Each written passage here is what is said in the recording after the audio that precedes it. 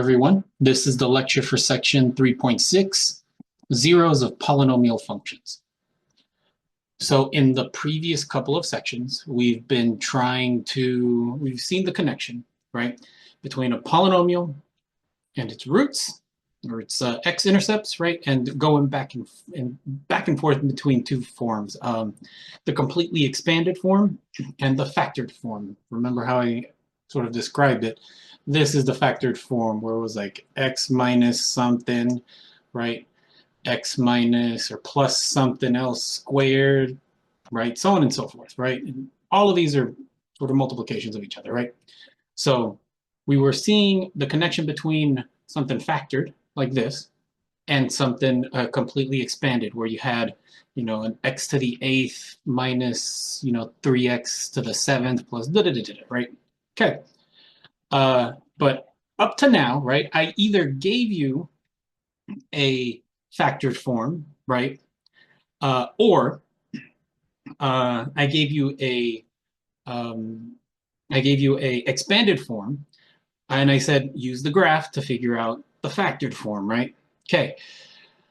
We are now at the section where we're not going to be using the graph anymore. We're just going to be looking at the function itself, right? We're going to be looking at the polynomial itself, no graph, and determining the factors for it and the zeros or the x-intercepts for them, okay?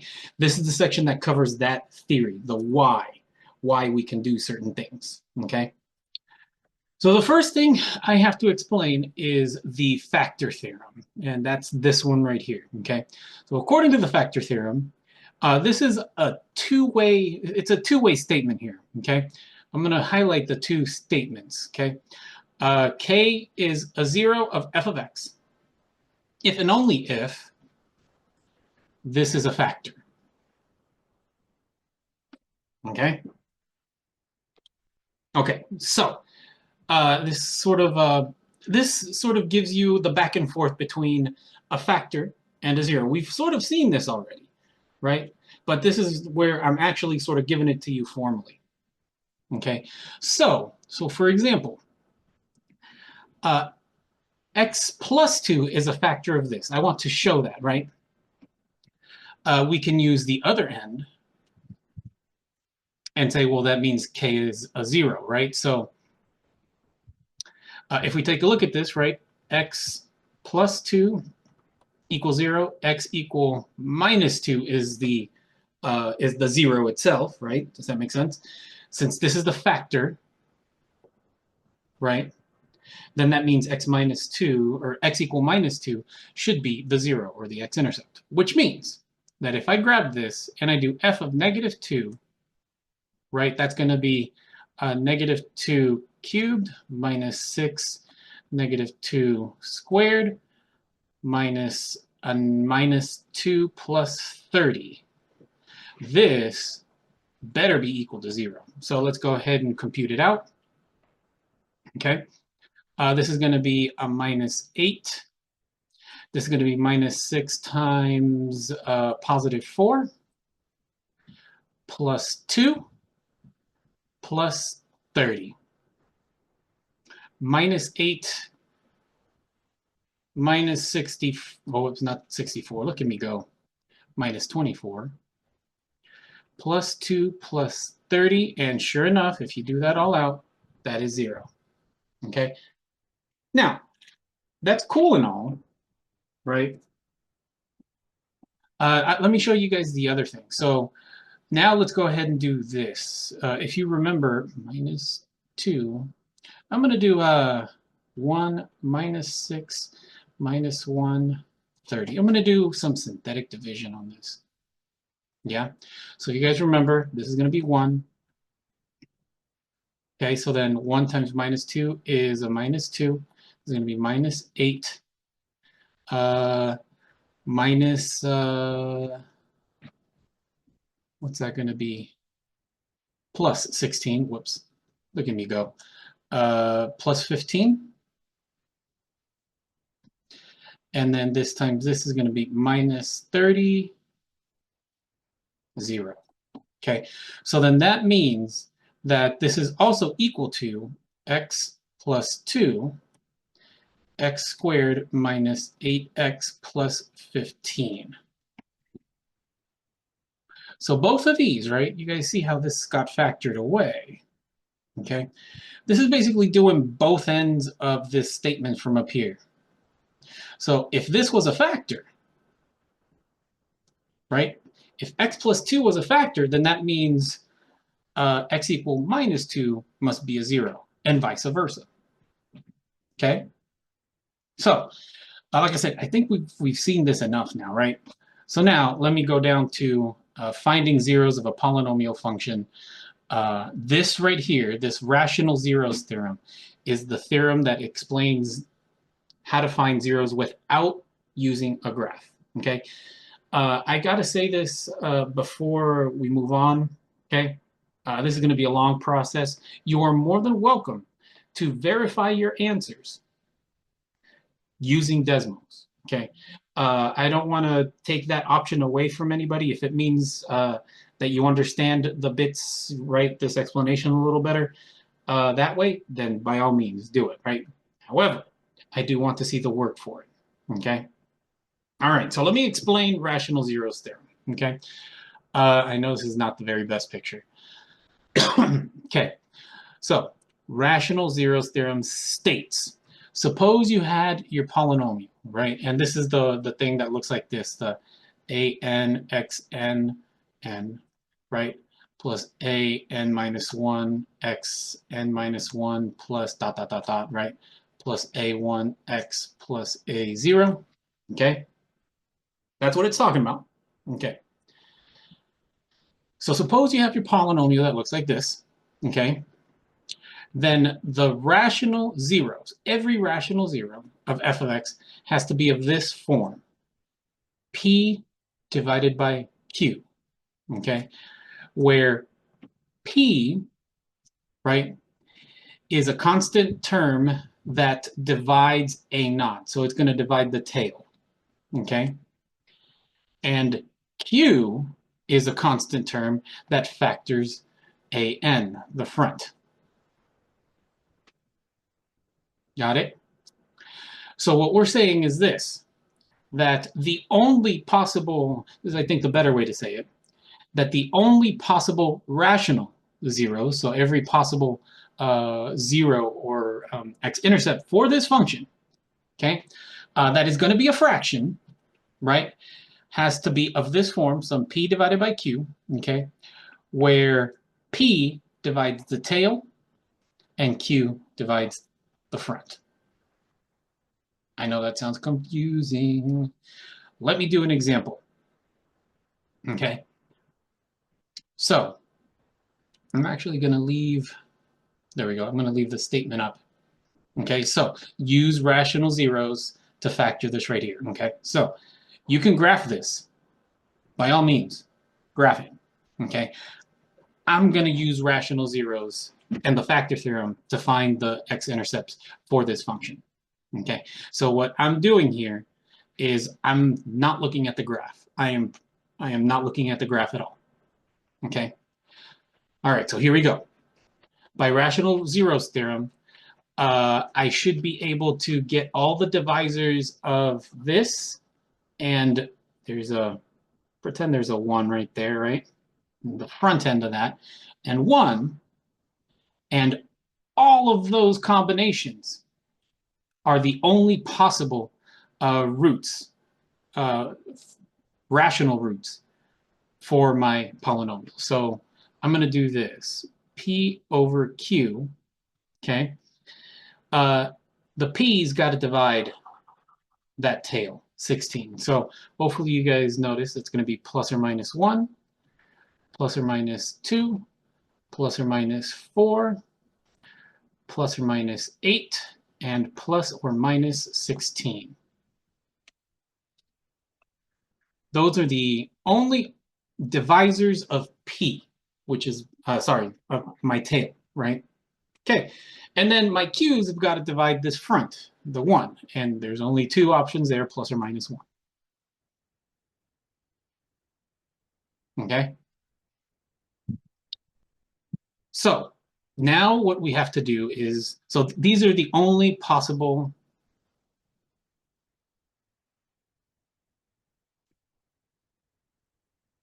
rational roots. These are the only possible rational roots that we can have. Now, the reason why this theorem is so useful is if you look at the list, these are the only numbers that we have to try. Only these. This sort of eliminates eliminates 5, it eliminates 7, it eliminates 11. Okay, so out of all the numbers that we can try, these are the only ones we need to really, really try. Okay, so let me go through how to actually find the zeros. Okay, so now it's got to be every single possible combination. So this one, right? This one, this one, this one, this one. You guys see how that's every single possible combination? Okay. Now, you can use, how do I say this? You can use a little bit of common sense to sort of, looking at the math, sort of eliminate certain other values. Okay. So for example, okay, let me try x equal 1. Okay, so I'm going to do f of 1, right? So I'm going to just go ahead and plug it in. 1 cubed plus 4, 1 squared minus 4, 1 minus 16. This is going to be 1 plus 4 minus 4 minus 16. Those cancel, you get left with what, minus 15? We need this to be equal to 0, and it's not equal to 0. So this one doesn't work. So I'm going to go ahead and just, okay. Let me try another one. So we have, let's try 8, okay. X equal 8.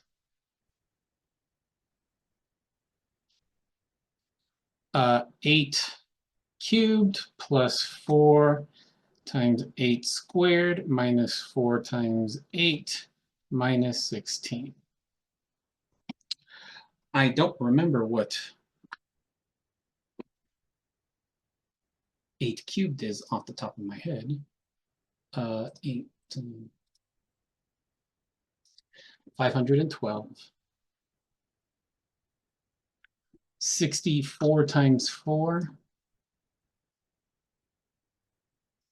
256.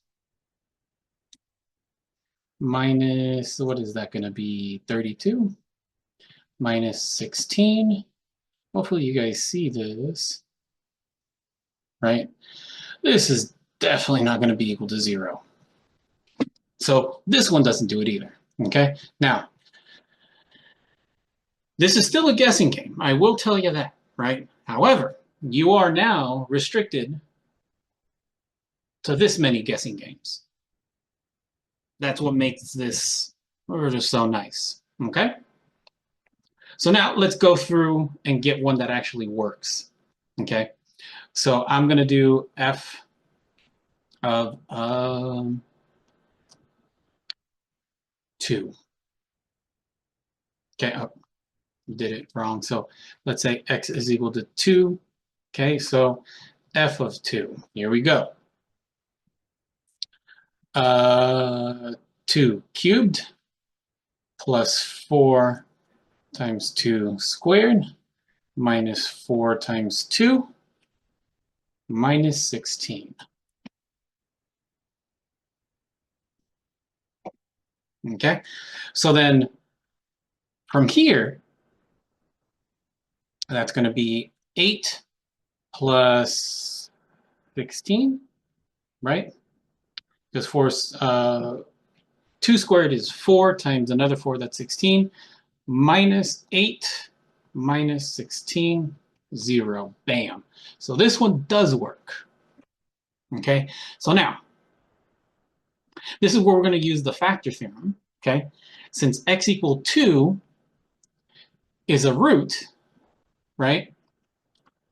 X equal 2 is a root, x minus 2 is a factor, right?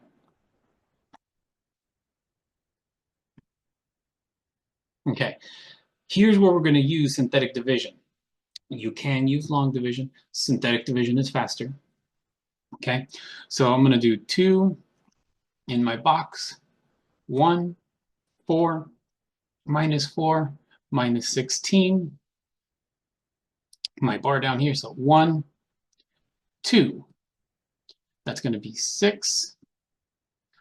12. That's going to be 8. 16. 0. So then what we have now is this. Because of this, right? X minus 2 times x squared plus 6x plus 8. We have factored one bit out. We factored this out, right? Okay. Now, you guys see what's left over. Yeah, you guys see this. This right here is left over, right? So now what I want to do is this.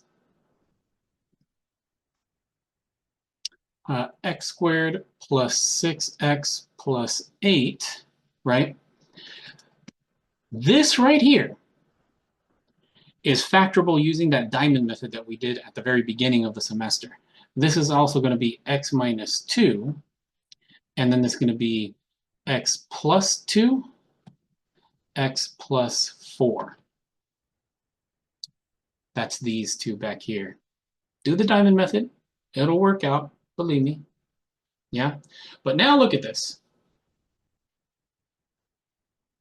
X minus 2 is equal to 0. X plus 2 is equal to 0. And x plus 4 is equal to 0. This one gives us this 0. It's going to give us 2 comma 0. This one's going to give us minus 2 comma 0. And this one's going to give us negative 4 comma 0. Bam, bam, bam. Okay, so now look at what we did. This is why this is so this is why it's so useful. Okay, in this case, I didn't give you any factor to start with. Does that make sense? I didn't get you any factor to start with at all, right? Yet, and yet, we were able to find the 3 zeros for this function. Okay, as opposed to what we were doing before, I gave you a 0. I gave you a factor to divide the polynomial by first, right? In this case, I didn't give you anything. I just said, find me my zeros, right? There you are. It is still a guessing game. I'm not going to kid you there. It is still very much a guessing game. However, your guessing game is restricted down to this. It sort of narrowed down the numbers that you really, really, really need to try. Okay? All right. What happens next is quick checks. So I want everybody to try these out. If you can't try these out before class, that's great. If not, we'll do them during class. Okay? We're going to try to find the zeros of this, of both of these, without knowing the graph, without knowing any factors beforehand. Okay? Okay. So now, why?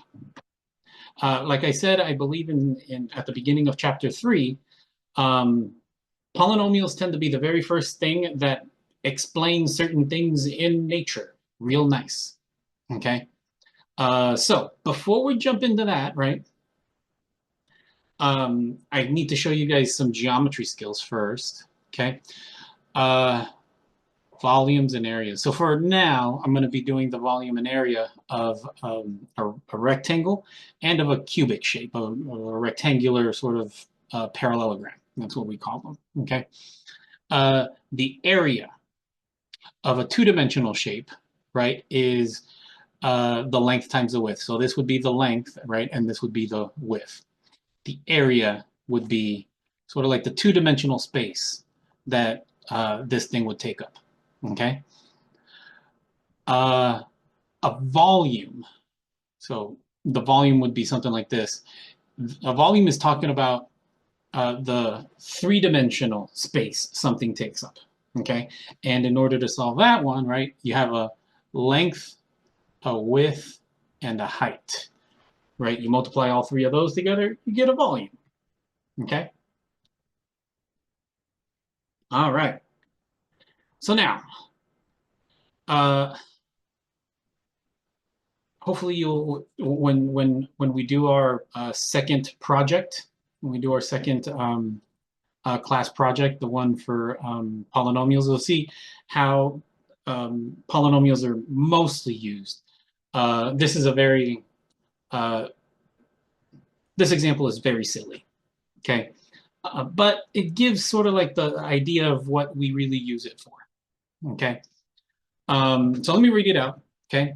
A bakery offers decorated sheet cakes for children's birthday parties, okay? And for some reason, this bakery has to have this bakery produces cakes, and it's got a very particular volume, 351 cubic inches. Okay, don't ask me why, but it does. Okay,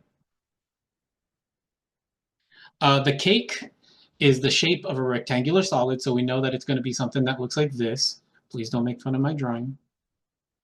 And let me make it a little bigger, huh? There we go. Bam, across the top. Boom, boom. Okay, so the volume of this thing, the volume has to be 351 cubic inches, right? So inches cubed. Okay, they want the length of the cake, so they want this length. Whoops, this length to be 4 inches longer than the width.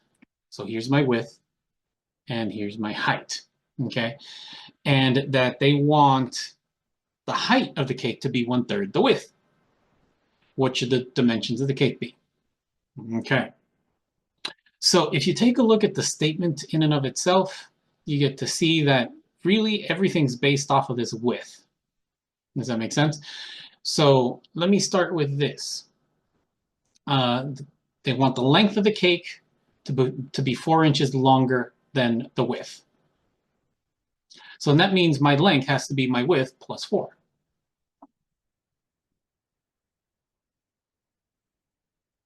Okay. Let me actually use the blue for that. There we go. Okay. And then the next thing is the height of the cake needs to be 1/3 the width. So that means that my height should be equal to my width times 1/3. Bam, done. So now we have an equation for the volume of my cake depending on my width. So if you want to write this out, right, it's going to be, my volume is going to be my length times my width times my height. We have substitutions for all three of these, well, two of them. My length is going to be W plus 4. My width is going to be my width, so that's good. And then my height is going to be 1/3 W. Okay, and we want this equal to the volume in particular, the 351. Okay, all right, we're getting there. So we have this statement right here. Let me actually underline it right here. Bam. Yes?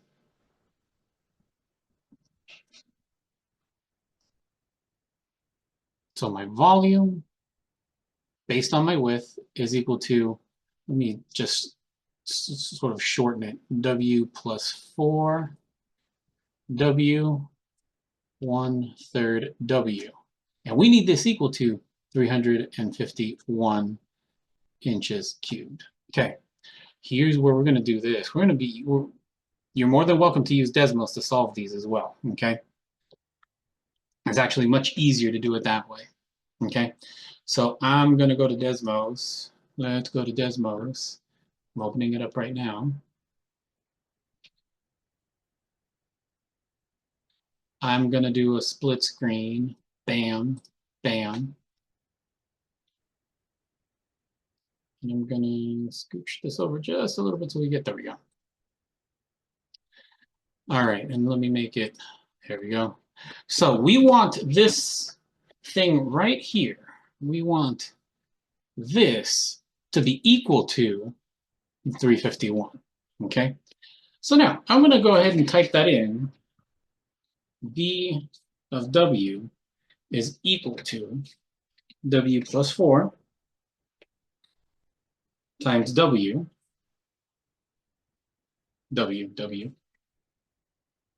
times 1/3 W. Okay, this is the function that we get. Okay, we want it equal to 351, so that means I'm going to go ahead and squeeze this down by a lot. I'm going to do that and then open it up a little bit. We need it equal to 351. Okay. Actually, there we go. Okay. Now, I'm looking for the y value to be equal to 351. So I'm going to creep this up. 350, you guys see, hopefully, let me squish this a little more. There we go. You see now, I'm looking for the y value to be 350. So I went too far. It looks like it's going to be 9. You guys see that? 899. There it is. Okay, so then that means, I know this looks like cheating, but it's not. It's not. Believe me, it's not. So by Desmos,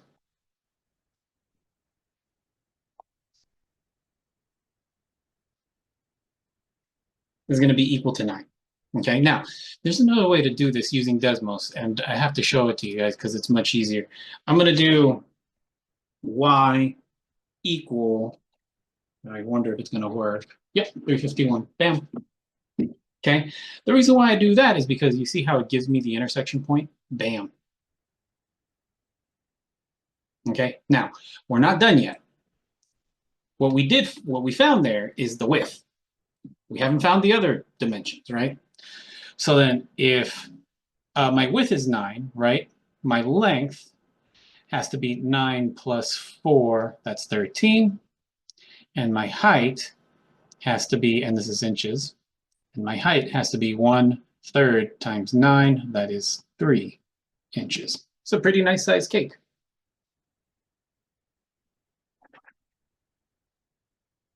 Bam, bam, bam. There we go. We've got our dimensions. Okay, so what we're going to be doing now is lecture questions comes up next.